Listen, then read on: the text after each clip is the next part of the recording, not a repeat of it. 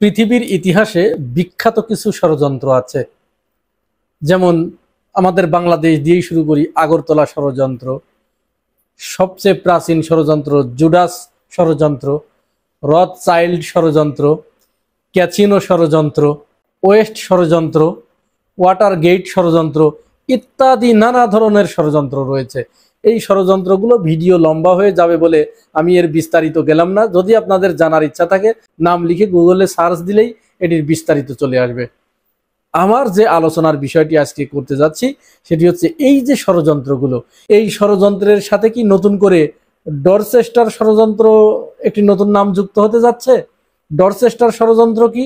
বাংলাদেশের প্রধান উপদেষ্টা প্রফেসর ডক্টর মোহাম্মদ ইউনূস এবং বিএনপির ভারপ্রাপ্ত চেয়ারম্যান জনাব তারেক রহমানের ভিতরে লন্ডনের হোটেল ডরচেস্টারে যে বৈঠকটি অনুষ্ঠিত হয়েছে গত 13ই জুন, এইটাকে বোঝানো হয়েছে। সম্প্রতি কেন এই আলাপ বাজারে উঠে এসেছে যে অন্যান্য ষড়যন্ত্রের সাথে ডরচেস্টার একটি ষড়যন্ত্রের অংশ হতে যাচ্ছে, এই বিষয়টি আসুন আমরা সংক্ষেপে একটু আলোচনা করার চেষ্টা করি। এর আগে প্রধান উপদেষ্টা জাতির উদ্দেশ্যে গত 6 জুন তিনি একটি ভাষণ দিয়েছিলেন এবং সেই ভাষণে তিনি নির্বাচনের সম্ভাব্য তারিখ ঘোষণা করেছিলেন আগামী এপ্রিলের মধ্যবর্তী কোনো একটা সময়। এই ঘোষণার পরে ইউনূস সরকারের সাথে বিএনপির একটি স্পষ্ট দ্বন্দ্ব এবং মতপার্থক্য প্রকট আকার ধারণ করে। বিএনপির সাথে প্রধান উপদেষ্টার তথা সরকারের এই দ্বন্দ্বের কারণে বাংলাদেশের রাজনীতিতে একটা অস্থিতিশীল পরিবেশ তৈরি হবার সম্ভাবনা ছিল এবং সেখানে তৃতীয় কোনো পক্ষ এসে সুযোগ নেবার একটা যথেষ্ট সম্ভাবনা তৈরি হয়েছিল। প্রধান উপদেষ্টা প্রফেসর ডক্টর মোহাম্মদ ইউনূস তিনি তো অত্যন্ত বিচক্ষণ মানুষ, তিনি আন্তর্জাতিক মানের একজন রাজনীতিবিদ। তিনি ব্যক্তিগতভাবে রাজনীতি না করলেও, তিনি নন পলিটিক্যাল পার্সন হলেও রাজনীতির সমস্ত এ থেকে জেড পর্যন্ত তিনি একেবারে গুলিয়ে খেয়েছেন। যার কারণে কাকে কোনভাবে ম্যানেজ করতে হয়, কোন ডোজ কাকে দিলে পরে তিনি কিভাবে সেটিকে নিবেন এবং কিভাবে ঠান্ডা হবে, এই বিষয়টি তার জানা। তিনি যখন লন্ডনের রাজার কাছ থেকে পুরস্কার গ্রহণ করতে গেলেন, এই সুযোগে প্রধান উপদেষ্টার নিরাপত্তা উপদেষ্টা খলিলুর রহমান তিনি লন্ডনে অবস্থানরত তারেক রহমানকে একটি চায়ের আমন্ত্রণ জানালেন তথা প্রফেসর ডক্টর ইউনূসের সাথে একটি বৈঠকের আহ্বান জানালেন। তারেক রহমানও সেটি মেনে নিলেন। এবারে বাংলাদেশের সমস্ত মানুষ ওই বৈঠকের দিকে অধীর আগ্রহে অপেক্ষা করছিল। যথারীতি গত 13 জুন হোটেল ডরচেস্টারে বৈঠকটি অনুষ্ঠিত হলো। অনুষ্ঠিত হবার পরে সেখানে সরকারের পক্ষ থেকে এবং বিএনপির পক্ষ থেকে একটি যৌথ বিবৃতি প্রদান করা হলো। সেই বিবৃতিতে আপাতত আমাদের সামনে যেটি আসলো সেটি হচ্ছে শুধুমাত্র নির্বাচন কেন্দ্রিক একটি বিবৃতি আমরা পেলাম।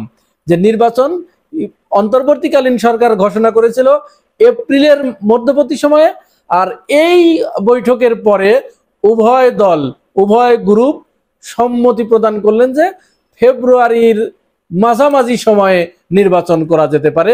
তবে সরকারের পক্ষ থেকে এখানে একটি শর্ত আরোপ করে দেওয়া হলো যে যদি বিচার প্রক্রিয়া এবং সংস্কার কাজ যথাযথভাবে এবং সন্তোষজনকভাবে অগ্রগতি হয় তাহলেই কেবল ফেব্রুয়ারিতে নির্বাচন অনুষ্ঠিত করা সম্ভব এবং এতে সরকারের কোনো আপত্তি নেই।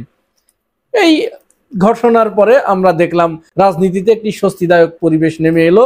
বিএনপি এটিকে মেনে নিল। তারা আমির খসরু মাহমুদ বললেন যে অবশ্যই আমরা খুশি। সরকারের পক্ষ থেকেও বলা হলো যে অবশ্যই আমরা খুশি। আমাদের প্রশ্ন এখানে সেটি হচ্ছে বিএনপি কি শুধু এই নির্বাচনের জন্যই সরকারের উপরে চাপ সৃষ্টি করছিল? না, তার কিন্তু আরো কয়েকটি দাবি ছিল। তাদের যে দাবিগুলো ছিল তার ভিতরে অন্যতম একটি দাবি ছিল যে 2 ছাত্র উপদেষ্টা সহ নিরাপত্তা উপদেষ্টা খলিলুর রহমানের পদত্যাগ। আরো একটি ছিলেন যে মেয়র হিসেবে ইশরাক হোসেনের শপথ যে সরকার পড়াচ্ছে না বা তাকে যে দায়িত্ব বুঝিয়ে দিচ্ছে না, এটি তাদেরকে দায়িত্ব বুঝিয়ে দিতে হবে। এরপরে ছিল ডিসেম্বরে নির্বাচন দিতে হবে। এই কয়েকটা দাবিতে কিন্তু বিএনপি অগ্রসর হচ্ছিল এবং তারা প্রকারান্তরে ঈদের পরে মাঠে আন্দোলন করারও একটা ঘোষণা দিয়েছিলেন। নির্বাচনের তারিখ যখন এপ্রিল থেকে ফেব্রুয়ারিতে চলে এলো, এতে যখন দুই পক্ষই সন্তোষ প্রকাশ করলেন, তখন এই আলাপটি বাজারে এসেছে যে তাহলে সেখানে যে দুই নেতার ভিতরে 1.5 ঘন্টা যাবৎ বৈঠক হলো, একান্ত বৈঠক, এই বৈঠকে কি শুধু নির্বাচন নিয়েই কথা হয়েছে? এখানে কি আর কোনো বিষয়ে কথা হয় নাই? শুধু একটি মাত্র ঘোষণাতেই কি বিএনপি তার অন্যান্য যে দাবিগুলো ছিল 2 ছাত্র উপদেষ্টা এবং খলিলুর রহমানের পদত্যাগ, এখান থেকে সরে এলেন? ইশরাক হোসেনকে মেয়র হিসেবে শপথ পড়ানোর যে দাবিটি ছিল সেখান থেকেও কি বিএনপি সরে এলো? শুধু কি নির্বাচন নিয়েই বিএনপি সন্তুষ্ট হয়ে গেল? এখানে কিন্তু বিশ্লেষক মহল একটি বিষয় পরিষ্কার করে বলেছেন যে মনে হচ্ছে যে উভয়ের ভিতরে কিছু একটা আলাপ আলোচনার মাধ্যমে টেক অ্যান্ড গিভ এই তত্ত্বের ভিত্তিতে বিএনপি হয়তো কিছুটা ছাড় দিয়েছে। এই দুইটি বিষয়ে ছাড় দিয়ে তারা আপাতত নির্বাচনের পথেই হেঁটেছে এবং নির্বাচনের বিষয়টাকেই তারা প্রধান ইস্যু হিসেবে গ্রহণ করেছে। তাহলে অপর দুটো যে দাবি ছিল এটি কেন চলে গেল? এরই ধারাবাহিকতায় আমরা দেখলাম যে প্রধান উপদেষ্টার এই বৈঠককে বাংলাদেশ জামাত ইসলামী, এনসিপি, খেলাফত মজলিস, বিপ্লবী ওয়ার্কার্স পার্টি সহ অন্যান্য রাজনৈতিক নেতৃবৃন্দ শুভকামনা জানালেও পরবর্তীতে কিন্তু তারা এই নিয়ে অসন্তোষ প্রকাশ করেছে এবং তারা কিন্তু বিবৃতি দিয়েছে। বিবৃতিটা কি দিয়েছে? তারা বলেছে বাংলাদেশ সম্পর্কে, বাংলাদেশের নির্বাচন সম্পর্কে, বাংলাদেশের ভবিষ্যৎ পুনর্নির্মাণ সম্পর্কে বিদেশের মাটিতে আলোচনা হয়েছে। সেখানে আলোচনা হতেই পারে, এই আলোচনাকে আমরা সাধুবাদ জানাই, স্বাগত জানাই। কিন্তু বিদেশে বসেই উভয় গ্রুপে একত্র হয়ে যৌথ বিবৃতির মাধ্যমে যে বিষয়টি প্রকাশ করা হলো, প্রধান উপদেষ্টা বাংলাদেশের রাজনৈতিক কালচারকে তিনি এখানে ব্যত্যয় ঘটিয়েছেন। বাংলাদেশের রাজনৈতিক সংস্কৃতিতে এটি ইতিপূর্বে কখনো ঘটে নাই। সেখানে আলোচনা হতে পারত, আলোচনা হয়েছে, আমরা সেটাকে সাধুবাদ জানিয়েছি। জামাতের বক্তব্য এটা, আলোচনা হয়েছে, আমরা সাধুবাদ জানিয়েছি। আলোচনা হবার পরে বাংলাদেশের মাটিতে এসে তখন তারা বিবৃতি দিতেন। কিন্তু সেখানে বসেই কেন উভয় গ্রুপকে একই টেবিলে বসে, আমরা দেখেছি যে খলিলুর রহমানের পদত্যাগ চাওয়া হয়েছে, সেই খলিলুর রহমানই কিন্তু এই বৈঠকের আয়োজন করেছিল। তো সেই খলিলুর রহমানকে সাথে নিয়েই আবার আমির খসরু মাহমুদ সেখানে যৌথ বিবৃতি দিলেন, সংবাদ সম্মেলন করলেন। এর হেতু কি? এর পেছনে কি কারণ রয়েছে? এনসিপিও ঠিক একই দাবি করেছে যে যেহেতু ইতিপূর্বে সরকার দুইবার জুলাই ঘোষণাপত্র দেবার কথা বলেও এখনো পর্যন্ত দিতে পারে নাই, সুতরাং জুলাই ঘোষণাপত্র দেবার আগেই নির্বাচনের তারিখ তিনি ঘোষণা করলেন।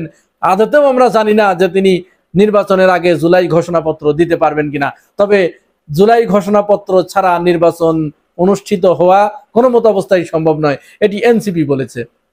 অনুরূপভাবে বিপ্লবী ওয়ার্কার্স পার্টিও এক সংবাদ সম্মেলনে জানিয়েছে যে বিদেশের মাটিতে, বিশেষ করে ডরচেস্টারে যদি কোনো গুরুত্বপূর্ণ গোপন আলাপ হয়ে থাকে, কোনো সন্ধি হয়ে থাকে, তাহলে এটি প্রধান উপদেষ্টা তার নিরপেক্ষতা ক্ষুণ্ণ করেছে। তিনি একটি রাজনৈতিক দলকে বিশেষ সুবিধা দেবার জন্য ওইখানে বসেই তিনি সংবাদ সম্মেলন করেছেন। অপরদিকে খেলাফত মজলিস তারাও একটি সংবাদ সম্মেলন করে এই দাবি করেছে যে প্রধান উপদেষ্টা বিদেশের মাটিতে বসে যে সংবাদ সম্মেলন করেছেন, যৌথ বিবৃতি দিয়েছেন নির্বাচন সংক্রান্ত, এটি তার নিরপেক্ষতা ক্ষুণ্ণ হয়েছে। তিনি বাংলাদেশে ফিরে এসে বাংলাদেশের অন্যান্য রাজনৈতিক দলের সাথে আলোচনা করে যদি সিদ্ধান্ত জানাতেন বা সাংবাদিকদেরকে ব্রিফ করতেন, তাহলে এটি ছিল সবচেয়ে যুক্তিযুক্ত। এখন যে আলোচনাটি প্রবলভাবে বাজারে এসেছে সেটি হচ্ছে যে তাহলে কি এই হোটেল ডরচেস্টারে তারেক রহমান এবং প্রফেসর ডক্টর ইউনূসের ভিতরে যে 1.5 ঘন্টার একান্ত আলাপ হয়েছে, এই একান্ত আলাপে কি তাহলে তাদেরকে এই ছাড়পত্র দেয়া হয়েছে যে তোমরা আমাদের আর কোনো ডিস্টার্ব করো না, যতদিন আমরা ক্ষমতায় আছি তোমরা সমস্ত দাবি দাওয়াগুলো একেবারে ভুলে যাও, আমাদেরকে সহযোগিতা করো, আমরা একটা নির্বাচনের মাধ্যমে তোমাদের হাতে ক্ষমতা হস্তান্তর করে আমরা চলে যাচ্ছি। এই সন্দেহ কিন্তু রাজনৈতিক দলগুলোর ভিতরে মাথাচাড়া দিয়ে উঠেছে, যার কারণে তারা বারবার এটি বলার চেষ্টা করছে যে প্রধান উপদেষ্টা তার নিরপেক্ষতা হারিয়েছে এবং বিদেশের মাটিতে যদি কোনো আলোচনা হয়ে থাকে, কোনো সিদ্ধান্ত হয়ে থাকে, তাহলে সেটি কিন্তু কোনো রাজনৈতিক সিদ্ধান্ত নয়, সেটি ষড়যন্ত্রের অংশ হিসেবে পরিগণিত হবে বলে তারা কিন্তু অভিমত ব্যক্ত করেছে।